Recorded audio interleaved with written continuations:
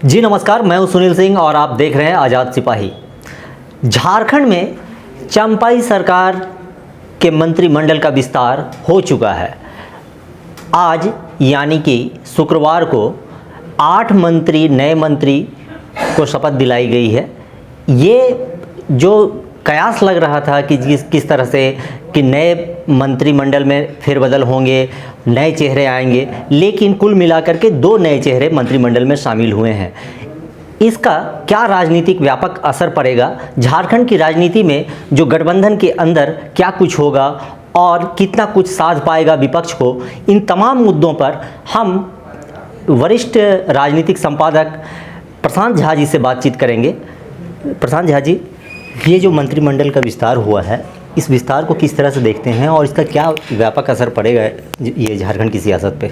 एक तो सरकार चंपाई सोरेन ने जो शपथ लिया था वो 2 फरवरी को लिया था, 16 दिन बाद हुआ। पहले 7 तारीख का था, नहीं हुआ 8 तारीख को। उसकी एक वजह थी कि आपसी खींचतान बहुत ज़्यादा था मंत्रियों को बनने के।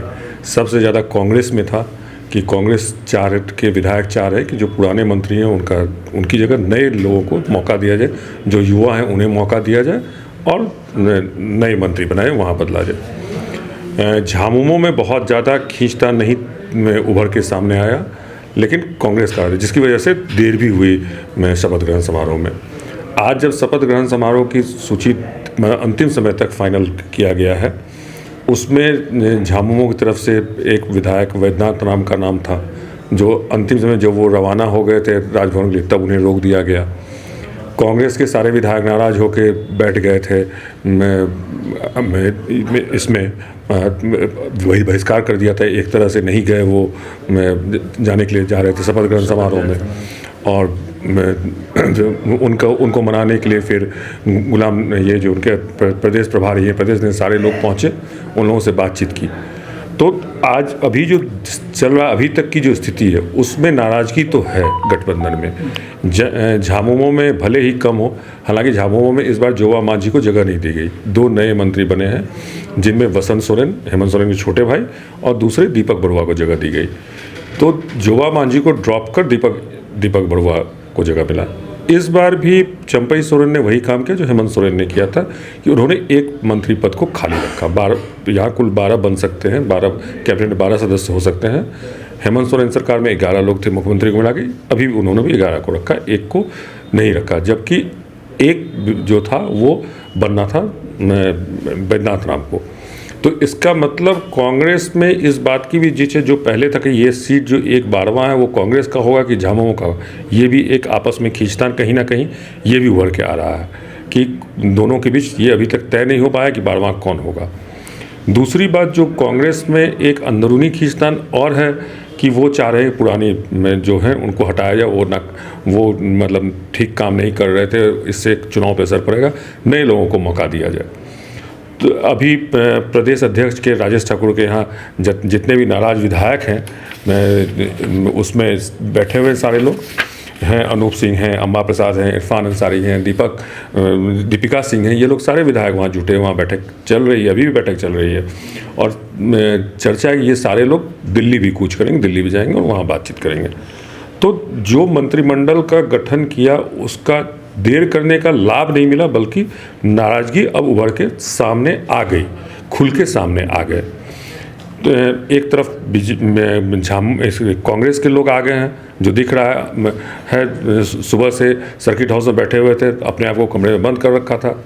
दूसरी तरफ जोवा मांझी की नाराज़गी है। तीसरा, इन्हें जो बीच रास्ते से रोक दिया गया, तो इन्होंने खुद को अपमानित महसूस कर रहे हैं। वैद्यनाथ राम वो भी बोल दें कि 1-2 दिन में देखते हैं क्या करना है, ये मेरा बहुत बड़ा अपमान हुआ है। तो ये सारी चीज़ें जो हैं उस नज़रिए से देखी जा रही है। जी बिल्कुल, ये तो जो अंदरूनी कलह जो है, एक तरह से कहा जाए कि कांग्रेस के अंदर भी और झामुमो के अंदर भी उभर करके आया है। लेकिन जिस तरह से वैद्यनाथ राम, जो कि एक अनुसूचित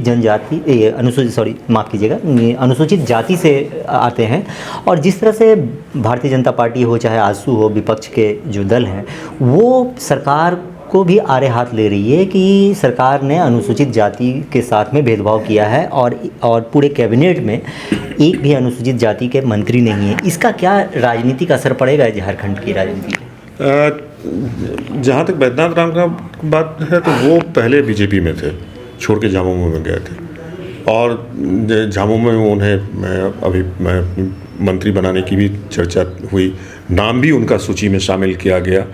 लेकिन कांग्रेस के दबाव में हो या 12वें पद मंत्री पद को लेके आपसी खींचतान दोनों की हो या जेएमएम की अंदरूनी कलह हो, तीनों ही बातें इसमें शामिल हैं, जिसकी वजह से उन्हें अंतिम समय रोका गया। यह सही है कि अनुसूचित जाति वाला जो एक मुद्दा है जिसे बहुत अच्छी तरीके से विपक्ष को एक मौका मिल गया है इस मुद्दे को उठाने के लिए और उनके वोटर्स भी काफ़ी ज़्यादा हैं, तो यह एक मुद्दा विपक्ष को मिला और विपक्ष इस चीज़ को नेचुरली उसको भजाने की कोशिश भी करेगा, भुनाने की भी कोशिश करेगा।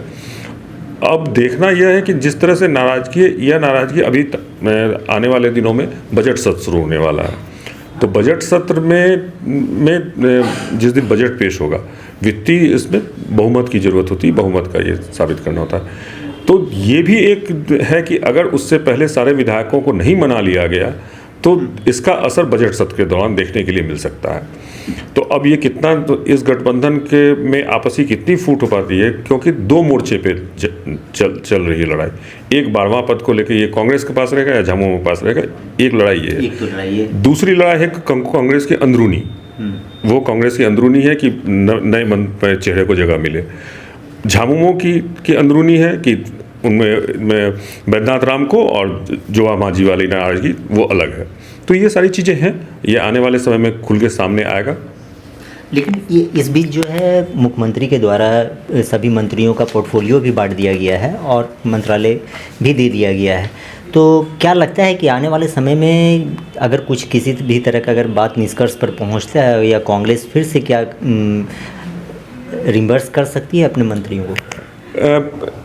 जिस तरह से अभी तक जो चंपई सोरेन ने दिखाया है, मुख्यमंत्री ने ये किया, वो पुरानी चीज़ों को ही रखा है। जितने भी मंत्री का पद का दिया गया है उसमें पुराने चेहरे जो भी थे, आलमगीर को जो विभाग था ग्रामीण विकास वही मिला है, सत्यानंद भोक्ता को श्रम नियोजन था वही मिला है, रामेश्वर उरांव को वित्त था तो वही मिला। जिसके पास जो पुराने मंत्री थे जिनके पास जो विभाग था वही रहने दिया है। दो नए मंत्री जो आए हैं उन दोनों को, बसंत सोरेन को पथ निर्माण भवन निर्माण दिया है और इनको आपके दीपक बरुआ को अनुसूचित जनजाति क्या विभाग दे दिया जो जोवा मांझी के पास था। बेबी देवी का भी चेंज हो गया। बेबी देवी का भी को महिला बाल विकास दे दिया है। जोवा मांझी का पोर्टफोलियो दिया गया है और उत्पाद विभाग जो है उत्पाद थोड़ा चेंज हुआ है, बहुत ज़्यादा। हाँ, बहुत ज़्यादा परिवर्तन। जो मूल विभाग था जिन मंत्रियों का, वो मंत्रियों का मूल विभाग अपना ही रहा। तो कुल मिला के जो स्थिति दिख रही है विभागों बंटवारे में, विभाग के बंटवारे में कहीं कोई गड़बड़ी या किसी तरह की कोई आपसी खींचतान की नहीं लग रही है कि किसी तरह से खींचतान में विधायक जो नए मंत्री बने उनमें है। लेकिन एक 12वां पद खाली है। अब ये 12वां पद को लेके निश्चित रूप से भविष्य में इस पर फिर से खींचतान होगी, कांग्रेस को फिर होगा कि कांग्रेस को मिले या जेएमएम खुद रखे अपने पास, ये खींचतान तो है ही संभावना बनी हुई। और वापस लेना ये थोड़ा सा कांग्रेस के लिए कि तत्काल में दबाव में सारे में मतलब फिर से मंत्रिमंडल को अपने मंत्रियों से इस्तीफा लेना, तो जिन्हें मंत्री बनाया गया है अभी वो फिर तुरंत में अगर उनसे इस्तीफा लेंगे तो उनकी नाराज़गी होगी, उनका ये होगा। तो ये थोड़ा सा मतलब दिक्कत वाली स्थिति में है कांग्रेस अभी। कांग्रेस के लिए तो ये मतलब बेहद संकट वाली बात हो गई है कि अब ना तो वो उगलते बन रहा है ना ही निगलते बन रहा है। बिल्कुल। कांग्रेस अब क्या करेगी, ये कांग्रेस कैसे मनाती है अपने नाराज विधायकों को, यह देखने वाला हो सकता है। उन्हें कहीं में किसी इसमें आयोग में किया जाए, किसी कोई उनको दूसरी जगह मंत्री का ये बना के दे के पद दिया जाए। तो इस तरह से किसी इसमें बहुत सारे खाली पड़े हैं अभी आयोग और ये खाली पड़े हुए हैं राज्य में, वहाँ हो सकता है उनको एडजस्ट किया जाए तो उस तरह से उनकी नाराज़गी दूर किया जाए। लेकिन ये तो बहुत ही कम संभावना है कि जो मंत्री का ले चुके हैं शपथ उनको वापस करे कांग्रेस। ये संभावना, इस बात की संभावना बहुत ही कम है। तो ये थे प्रशांत झा जी की राय, जिसमें इन्होंने साफ तौर पे कहा कि जिस तरह से कांग्रेस की अंतर्कलह उभर करके सामने आई है मंत्रिमंडल के विस्तार में, तो वो कहीं ना कहीं असरदार होगा। 2024 में क्या कुछ इसका असर रहेगा ये तो देखने वाली बात होगी। लेकिन फिलहाल जो बजट सत्र आने वाला है चंपाई सरकार की, तो उस पर कहीं ना कहीं कोई असर देखने को मिल सकता है। आप बने रहिए हमारे साथ, देखते रहिए आज़ाद सिपाही। धन्यवाद।